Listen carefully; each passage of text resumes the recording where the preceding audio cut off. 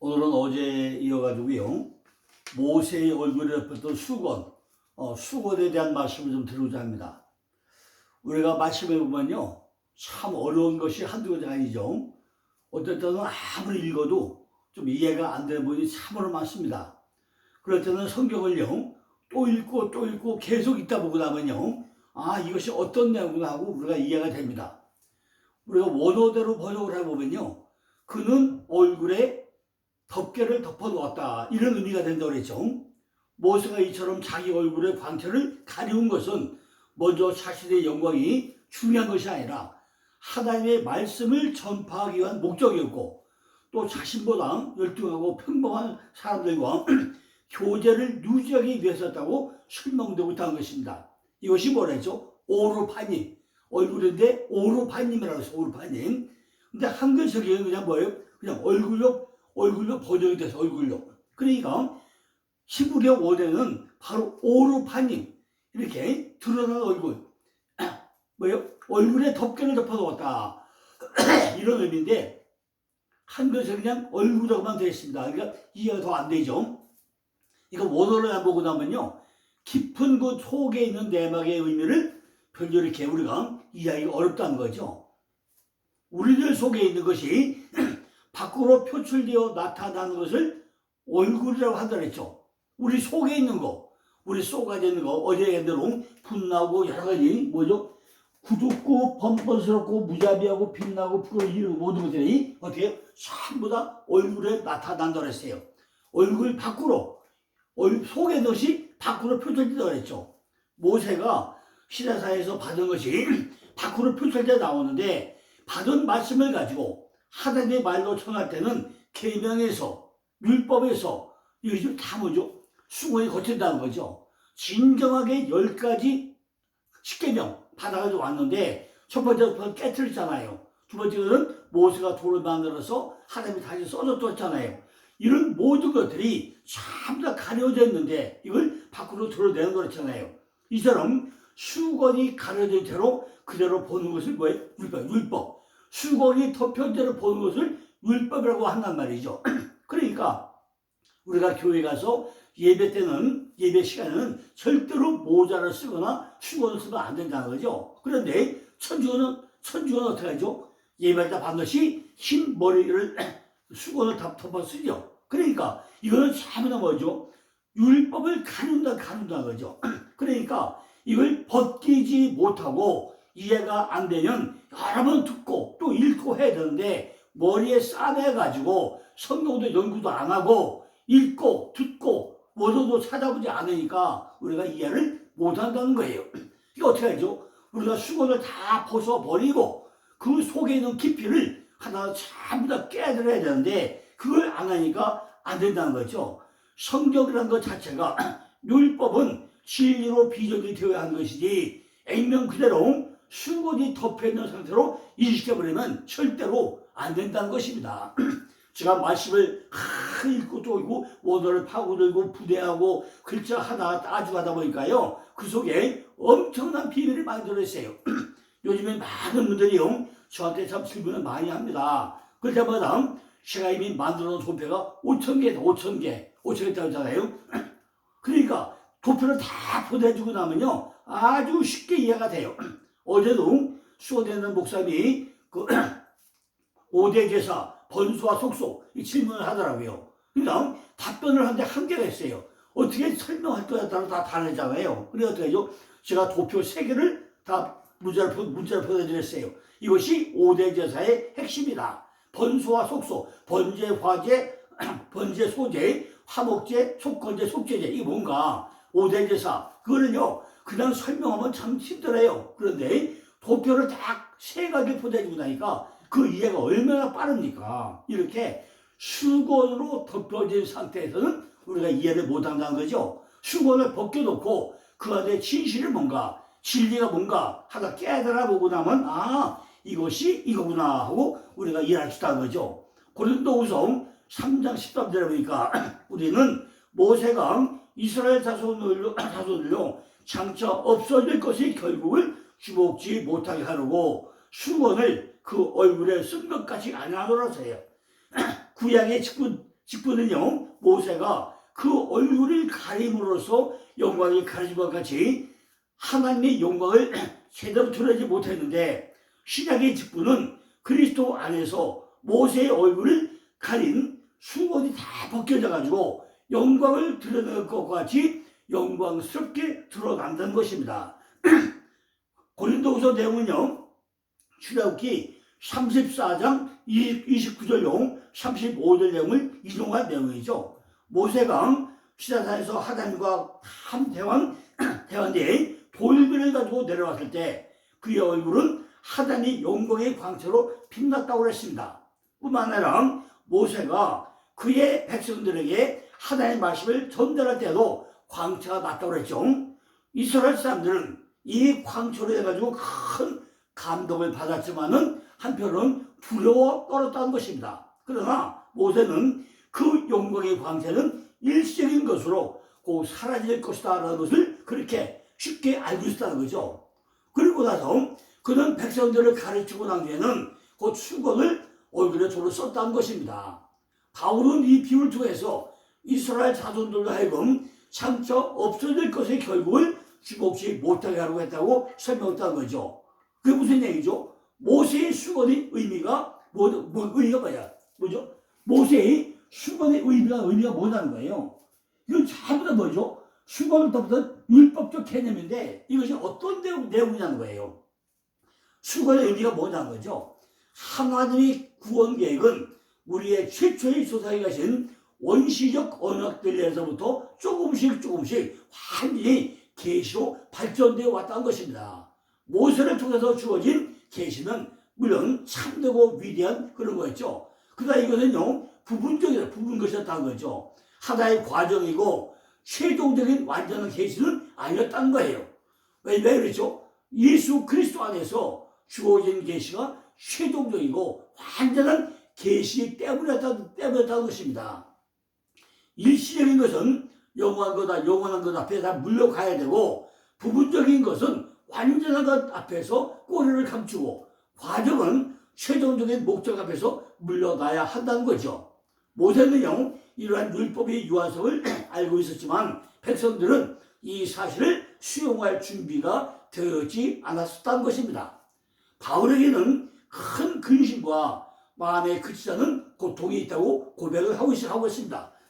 곧 그는 자신의 저주를 받아가지고 그리스도에게서 끊어질지라도 그의 고륙 친척이 복으로 구원받기를 소망하는 열정을 가지고 있었다고 로마서 9장 1절로 3절에서 설명하고 있습니다. 그럼에도 불구하고 유대인들에게 복음에 걸려가지고 넘어지게 하는 돌로 작용이 되었다는 거예요. 이스라엘은 그리스도를 배척했다는 거죠. 바울은요, 이방인의 사도로서 수많은 이방인들이 그리스도와 구주와 주님으로 고백한 것을 보았지만 진정 자기 민족인 이스라엘은 그리스도를 배척해가지고 40여 명이나 되는 유대인들이 바울을 죽인 자는 먹지도 아니기도 하고 마시지도 않겠다고 맹세하고서 교회를 핍박을 했다는 것입니다. 이것은요, 그들의 심령에 그리스도를 볼 수 없게 하는 영적인 수건이 씌워져 있었기 때문이라는 거죠. 뭐죠? 그리스도를 보지 못하게 영적인 수건을 뒤집어 쓰고 있기 때문에 보지 못했다는 것이요. 단단한 돌같이 된 그들의 완고한 마음은 진리를 보고도 이해도 하지 못하고 깨닫지도 못했다는 거예요. 즉 율법을 올바로 이해하지 못했다는 것입니다. 율법이 구원의 방법이 아니라 단지 죄를 깨닫게 하는 것임을 이해하지 못했다는 거예요. 오늘날도 율법이나 도덕, 선한 행위로 구원을 얻으려 하는 자는 유대인에게 씌워졌던 것과 똑같은 동일한 수건이 씌워져 가지고 영적인 소경으로 살아가고 있다는 것입니다. 지금 교회에 얼마나 많은 영적 소경자들이 모여들고 있습니까? 봐도 보지 못하고 들어도 듣지 못하고 말도 못하는 이것이 왜 오죠? 교회 올 때 성경을 안 가져요. 성경을 읽게 하지 않아요. 그래야 목사들 어떻게 되나요? 제발 성경을 손에 들고 다녀라. 성경을 가져와야 집에 가서 성경 뚝까지 열어볼 거 아닙니까? 그런데 핸드폰 가져와가지고 성경 찾아보고 집에 가서 핸드폰 열어서 성경 읽습니까? 안 읽잖아요. 그러니까 전부 다 수건으로 씌워진 영적 소경들이 교회에 얼마나 많이 있는 거예요. 이 수건은 구원의 완전한 그리고 최종적인 계신 그리스도 안에서만 벗겨줘야 되는데 말씀이 안 들어가니까 영안이 안 열리고 귀가 안 열리니까 율법이 안 열린다는 거예요. 그럼에도 불구하고 모세의 글을 읽던 유대인들의 마음이 수건이 덮여가지고 그 의미를 올바로 깨닫지 못했다는 것입니다. 오늘날 우리가 교회에서 영적인 수건을 다 벗겨버려야 돼요. 그리스도에 대한 증거를 율법에서 받지 못하고 있다는 것입니다. 그래서 바울은 율법에서 태어난 하나님의 메시지를 바로 전달하게 해가지고 새로운 길을 제시하고 있다는 것입니다. 그것은 직접 그리스도께로 그가 나오는 거죠. 율법은 모세를 통하여 인간에게 왔지만은 그리스도는 하나님으로부터 직접 오셨다는 것입니다. 따라서 그리스도 앞으로 나오면 우리는 하나님이 제시하신 모든 계시를 깨달을 수 있다는 것입니다. 사실 율법은요 그리스도를 증거하기 위해 주신 것인데 오히려 수건의 역할을 하게 되버려서 바울은 이제 직접 예수께로 나와야 한다고 강력하게 말하고 있다는 것입니다. 예수께서는 스스로 내가 곧 길이요 진리요 생명이니 나로 말미암지 않고는 아버지께로 올 자가 없다고 요한복음 14장을 말씀하고 있잖아요. 이는 예수 자신에 대한 증거기도 하지만은 율법과 제사와 선지자 시대의 종언을 선언하는 것이기도 하다는 것입니다. 이제 모든 사람은 예수 앞으로 나와야 한다는 거죠. 예수를 믿지 않는 사람도 예수를 믿되 수고자에 벗겨지지 않아가지고 진리를 파악하지 못하는 이런 많은 사람도 예수 앞으로 나와가지고 수고를 다 벗어버려야 된다는 것입니다. 그러니까 출애굽기 34장을 잘못 해석을 하고 나면 고린도후서도 잘못 해석하는 게 없다는 거죠. 고린도후서 3장 14절 18절 보니까 그러나 저희 마음이 완고하여 오늘까지라도 구약을 읽을 때 수건이 칼림마, 수건, 베일, 덮개 오히려 벗어지지 아나칼립토 벗기다, 베일을 벗다 아니 되고 하고 있으니 이 수건은 그리스도 안에서 없어질 것이라. 오늘까지 모세글을 읽을 때 수건이 오히려 그 마음에 카르디아, 마음속에 다 덮여있다는 거예요. 덮여있다. 케이마이 다 덮여있다는 거예요. 그러나 언제든지 주께로 돌아가면 그 수건이 칼림마, 지금 카르디아에서 칼림마 덮어 씌운 것 이것이 벗어질 거게 하겠다는 거죠. 주는 영이 호흡이죠. 푸뉴마, 주의 영에 계시고 되는 자유함이 있다는 거예요. 우리가 다 수건을 벗은 얼굴로 거울을 본 것 같이 주의 영광을 보매 저와 같은 형상으로 봐요. 영광으로 영광에 이르니 곧 주의 영으로 말미암으리라 그랬어요. 14절에 보니까 오히려 그 수건이 벗어지지 아니하고 있으니 구약에서 율법이 아직 벗어지지 않고 있으니 이런 얘기 아닙니까? 그 수건은 뭐죠? 그리스도 안에서 없어질 것인데 아직도 우리가 수건을 쓰고 있으면 어떻게 하느냐는 거예요. 15절 보니까 오늘까지 모세의 글을 읽을 때 수건이 오히려 마음을 덮었다는 거예요. 교회는 오긴 오는데 전부 다 모자 쓰고 수건을 덮어 쓰고 오니까 수건이 벗겨지지 않는다는 거예요. 수건을 벗어버려야 그 안에 그리스도가 발견되는데 수건을 덮고 오니까 눈을 감고 오니까 귀를 닫고 오니까 말씀이 안 들어온다는 얘기입니다. 16절에 보니까 키리오스 주님이 그리스도가 번역했는데 그러니까 우리들이 성경에 주라고 나오면 그리스도를 바꿔 읽어야 된다는 거죠. 주님 그분이 주가 아니라 키리오스가 아니라 주님 그리스도를 바꿔서 읽어야 되는데 영혼이 안 열리니까 그걸 모르잖아요. 언제든지 주께로 돌아오면 수건이 벗겨지게 하겠다는 거예요. 그러니까 이미도 수에 벗긴 자도 있지만은 대부분이 율법 안에 갇혀가지고 귀가 열리고 눈이 열리고 입이 열려야 되는데 와서 가만히 한 주 동안 와서 앉았다 하고 집에 가면 성경 뚜껑도 안 열으니까 무슨 수건이 열려지겠어요. 그죠?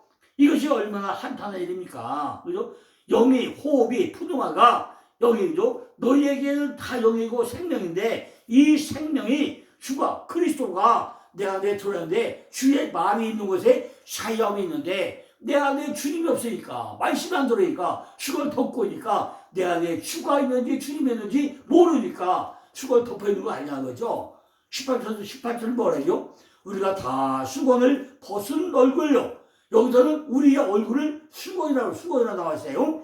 우리 얼굴로 여기서 수건이 칼dim마 덮어 씌우다. 휘장이 찢어져야 하늘가 땅이 열리잖아요. 그 휘장이 판임. 그 휘장이 얼굴인데 그 표현에 나타나는 것이 뭐죠? 장차 없어질 것의 결국을 주목지 못하게 하고 휘장을 덮어놨다는 거예요. 그러니까 휘장을 걷어버려야 속에서 보일 거 아닙니까? 여기서 장차 없어질 것이라고 번역이된 카타르게요. 폐하다, 무혈하다, 카타르게요. 없어질 것. 그죠?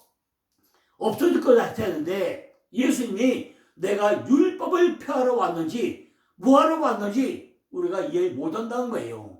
예수 뭐하러 왔죠? 우리에게 율법을 폐하러 왔다고 하는데 그것이 무슨 얘기인지 귀가 안 들리니까 이해를 못한다는 것입니다. 그러니까 장차 폐하여질 것을 주목하면 안 된다는 거죠. 주목하지 못하게 하려고 휘장을 다 칼아놨다는 거예요.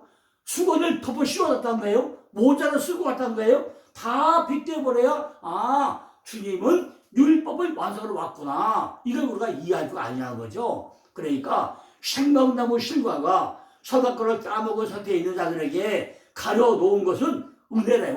은혜를 줬는데 우리가 은혜를 모른다는 거죠. 그런데 이것이 율법이고 계명이라는 것은 표피적인 그렇게 이해하고 있다는 거죠. 이것이 계명이고 이것이 율법이다. 우리가 이렇게 덮어씌고 만다는 거죠. 선악과가 무엇인지 확실히 알 때 그것이 내 안에 뭐가 돼요? 생명나무 실과를 먹는 것인데 그걸 모르니까 너도 몰라 다 모르면 되겠다는 거죠.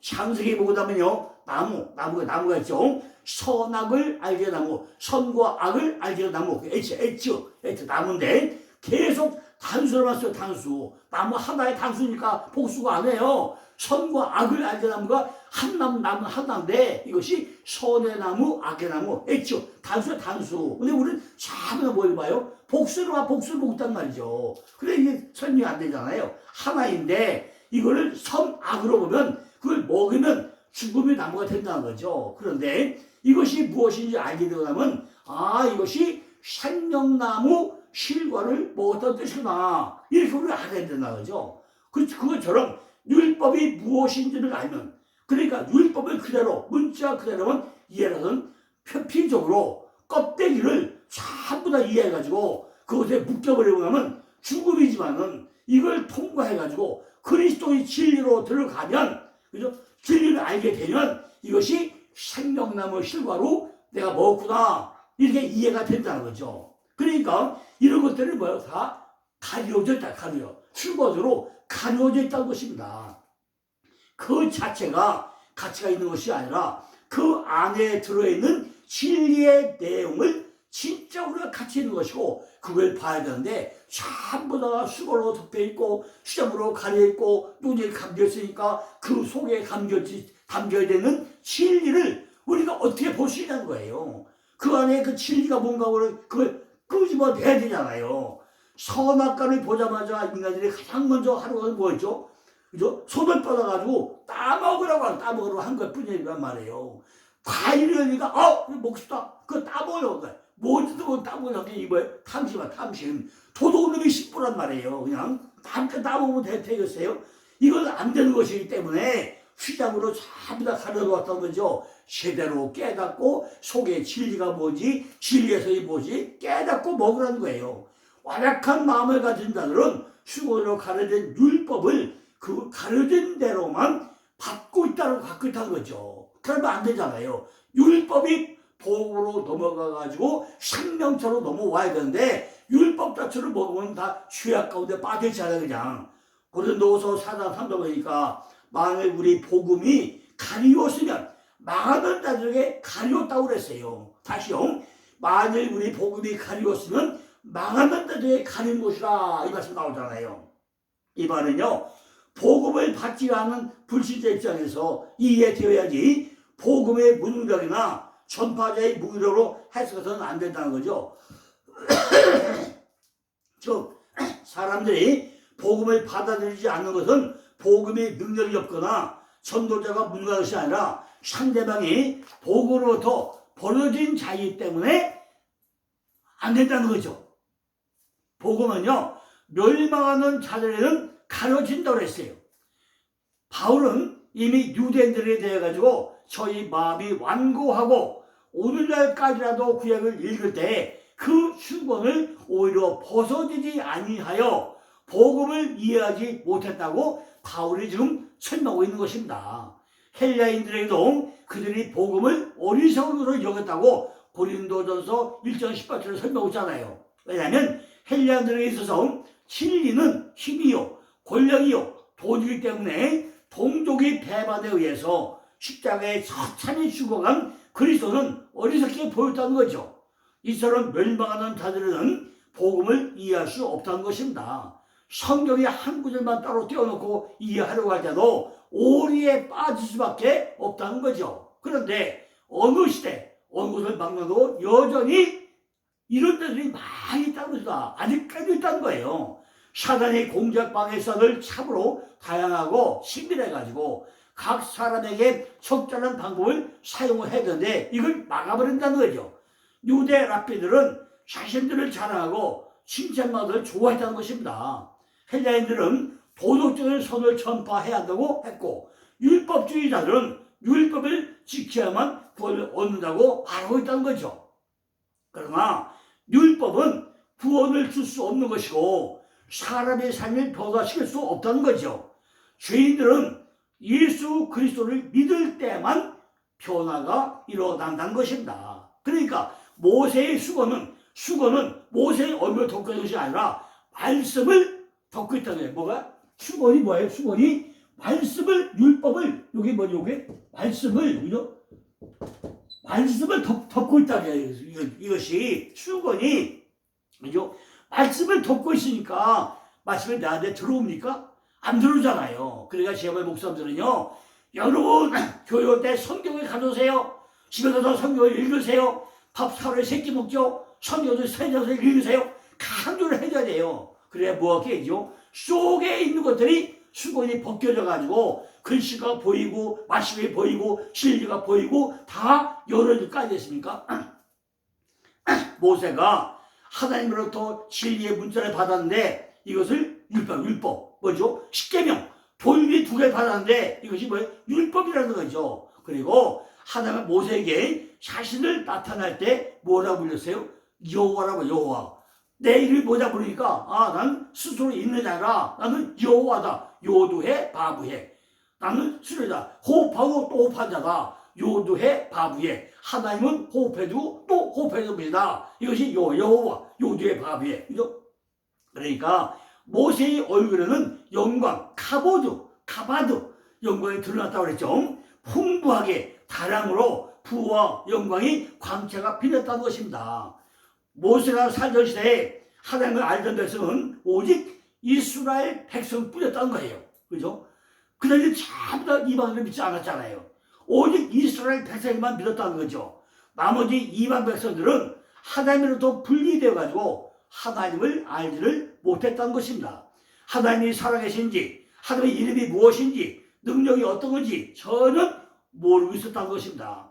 하나님에 대해 가지고 이방의 백성들은 아무것도 몰랐다는 거예요. 오직 모세와 이스라엘 백성들만 알았다는 거죠. 모세와 이스라엘 백성들은 하나님의 이름이 여호와라는 것을 요두의 바부라는 것을 알았다는 것입니다. 여호와 이외에 다른 신은 하나님이 아니라는 것도 알고 있었다는 것이다. 여호와 요두의 바부의 야훼 아도나이 다 같은 얘기죠. 아도나이, 야훼, 여호와 요 두의 밥에 다 같은 내용이지요.